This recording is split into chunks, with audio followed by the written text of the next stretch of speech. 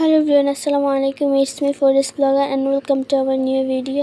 তো আজকে তোমাদের সাথে আমাদের দুপুরে আমরা কি খাবো সেটারই একটা ছোট্ট ভিডিও শেয়ার করব। কি দিয়ে ভাত খাবো, কি রান্না করেছে আমার আম্মু, সেইটাই। তো আমরা আজকে টাটকা টাটকা ইলিশ মাছ কিনে সেটাকে ভেজে, মানে করে কেটে ভেজে আমরা সেটা দিয়ে আজকে দুপুরে খাবো। এই যে এখানে কতগুলো ইলিশ মাছ, তো এগুলোকে কিনেছে। আর এইখানে এই মাছগুলোর নাম আমি ঠিক জানি না।